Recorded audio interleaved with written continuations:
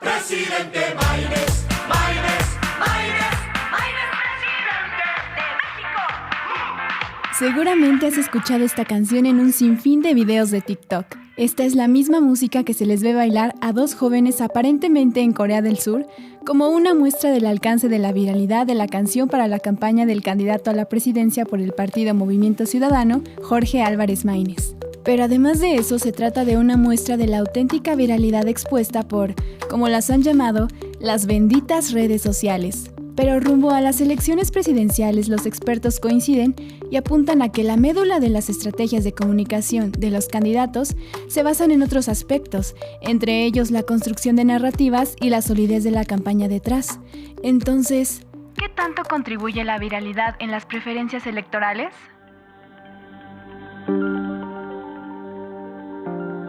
Bienvenidos a un nuevo episodio de Tecnológica, un podcast de Arena Pública.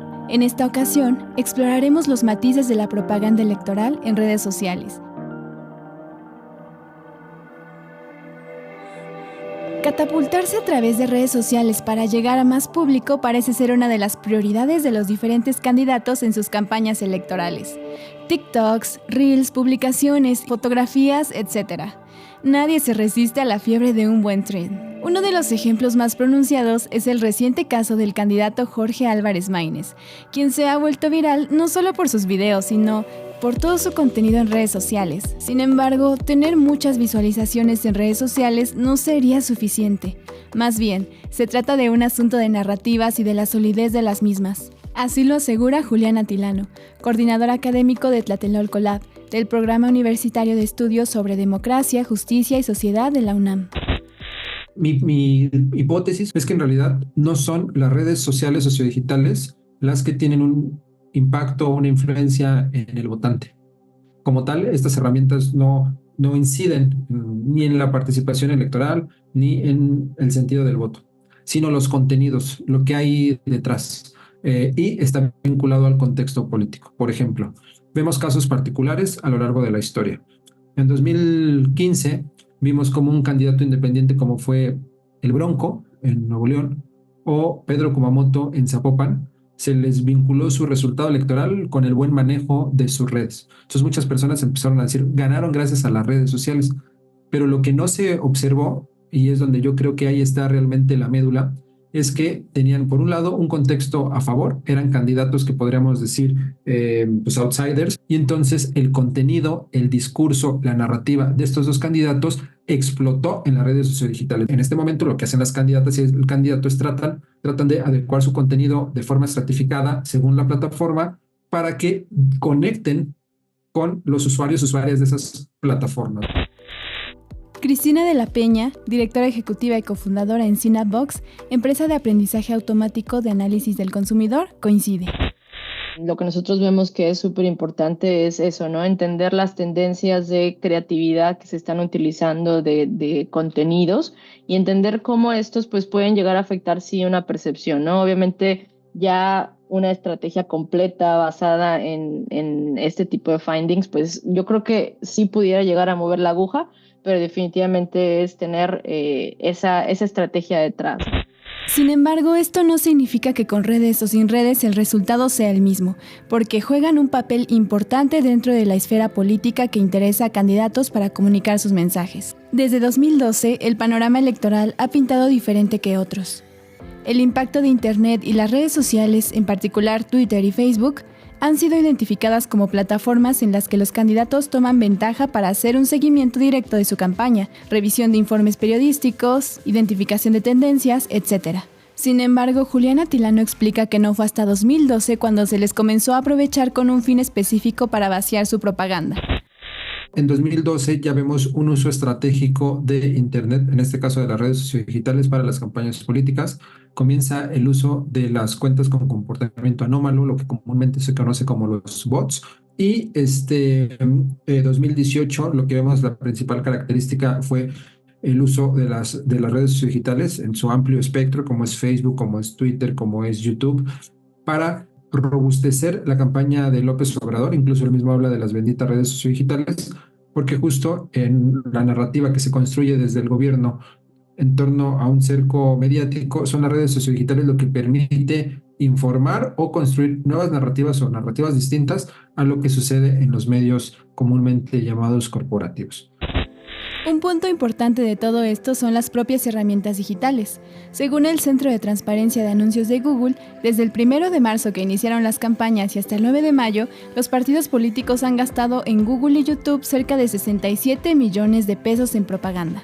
Según lo expone Fiorella Fabri, responsable de comunicación y asuntos públicos de Google México, el papel de las tecnológicas, como lo es Google, es ser un habilitador de información.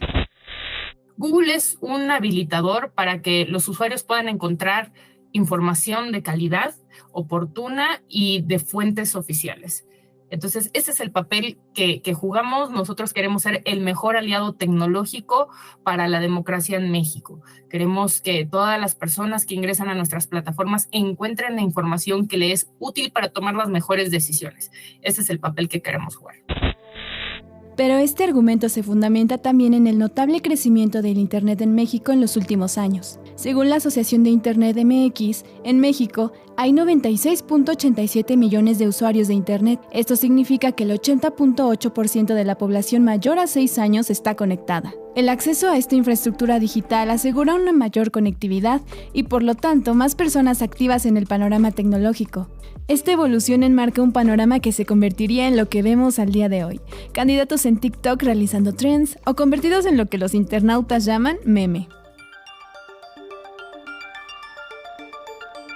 ¿Pero qué es lo que se busca exactamente? Para Juliana Tilano, la vendimia de contenido esconde la persuasión, que se efectúa a través de la retención que se logra apelando a las emociones. Toda estrategia de comunicación, para que sea efectiva, tiene que apelar a las emociones. Si no apela a las emociones, no va a tener ningún impacto. ¿Qué tipo de emociones? Pues unos dicen que tienen que ser emociones positivas, de alegría, o también pueden ser emociones de miedo. La estrategia López Obrador es un peligro para México apelaba totalmente a la emoción, pero una emoción negativa. Sea como sea, hay que apelar. Si no te dice nada emocionalmente, no te va a generar nada. O sea, es más fuerte en la comunicación la emoción que la parte racional. Eduardo Jerome Posadas Peña, director ejecutivo en la agencia digital de marketing 99 Degrees & Company, converge en este punto. Queremos y vivimos en una era de inmediatez donde queremos todo rápido, donde ya nos acostumbramos como psicológicamente y como seres humanos a esta era de inmediatez y por ende, pues también los medios de comunicación lo van haciendo de esa manera. Cada vez es formato de video, que donde tengas menos tiempo para procesar la información, menos tiempo se retiene la información, pero también el consumo y el contenido es enorme. Hoy en día vivimos una sobreexposición de contenido. Estamos entrando a una era de sobreexposición de contenido y sobreexposición de anunciantes, en donde lo que funcionó literal en el mismo día ya no te funciona en una hora. ¿Por qué? Porque la gente está muy expuesta a muchísimas cosas al mismo tiempo, que todas requiere lo mismo, que es atención. Esa es la métrica principal que cualquier medio digital necesita, retener atención. ¿Y cómo obtenemos atención? Pues de esta manera. Además, según lo describe Cristina de la Peña, a diferencia de otros medios tradicionales, las redes sociales ofrecen un canal de respuesta. Sobre todo creo que es que convierten la conversación en algo activo, ¿no? No es un medio pasivo. Lo que vemos a veces en medios tradicionales es que existe cierta pasividad porque realmente el consumidor o la audiencia no puede tener una conversación, no puede tener un comentario. Y que lo vemos, por ejemplo, en estos medios como un YouTube. Inclusive ahora vemos que, por ejemplo, en audio, ¿no? Spotify acaba de lanzar este año el tema de los comentarios y eso le da esa interactividad, ¿no? Esa tonalidad más de conversación, y eso pues es un arma de doble filo, ¿no? Porque pues ahora también esos comentarios se convierten parte del contenido mismo, ¿no? Entonces ya es una historia que se construye tanto con quien está dando la noticia o quien está dando el mensaje, como con también esas reacciones, ¿no? Y esta explotación de contenido es aprovechada por los candidatos de diferentes maneras. Aunque los videos de TikTok y los posts en Instagram y Facebook son un ejemplo de ello, las tendencias en X son también una muestra de la viralización que puede lograrse a través de la persuasión.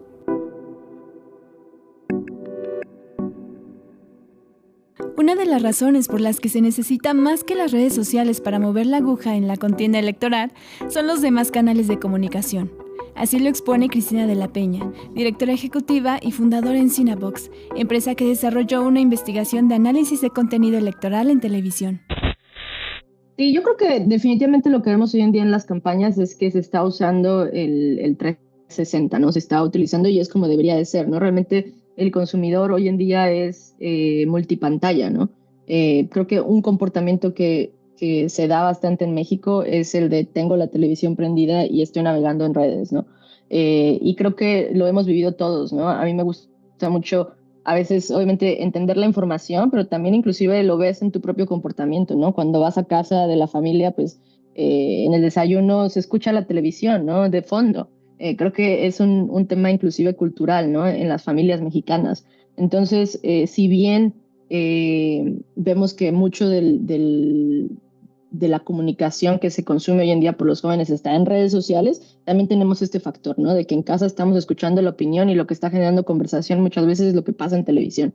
Si tú entras a un canal de televisión abierta, casi que el 60% del espacio son estos spots, ¿no? Entonces sí vemos una interacción súper fuerte y creemos que es muy importante, ¿no?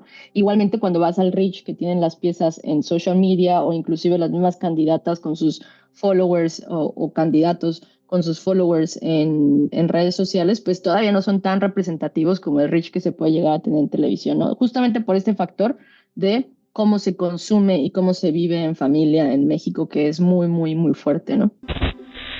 Esto lo sostiene también Julián Atilano. Mira, las redes sociales, y regreso otra vez al punto, lo que sucede ahí, el contenido, las narrativas, o sea, las redes sociales son de alguna forma mediadoras. Sin embargo, sí tienen una característica que hacen que sean más allá de mediadoras, que es, por ejemplo, los sesgos de los algoritmos, es también la pauta, es decir, hay muchos elementos tecnológicos dentro de las propias plataformas que pueden hacer que un mensaje llegue más lejos. Incluso el propio modelo de negocios de las plataformas hacen que pues, se distribuya más si tú pagas más. Entonces las plataformas sí juegan un papel. Sin embargo, yo creo que no es determinante.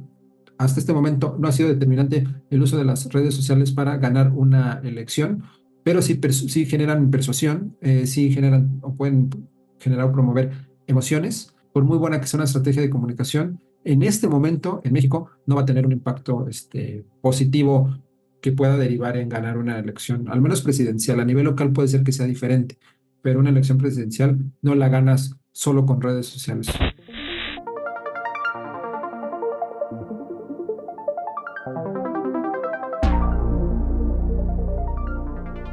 Si bien las plataformas digitales ofrecen un espacio para la construcción de narrativas políticas y la conexión directa con los ciudadanos, la efectividad de una campaña electoral va más allá de ser un trending topic en X o acumular likes en Instagram.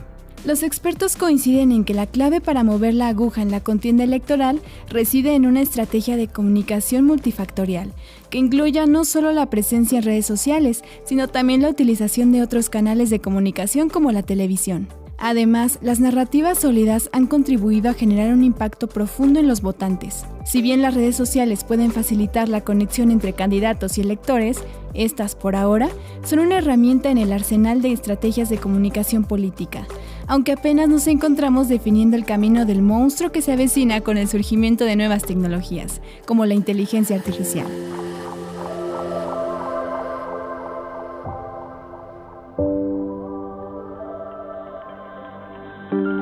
Gracias por acompañarnos en este episodio. Yo soy Leonor Reyes. Esto fue Tecnológica, un podcast de Arena Pública. Te esperamos en la siguiente emisión. Síguenos en redes sociales y sé parte de nuestro newsletter diario.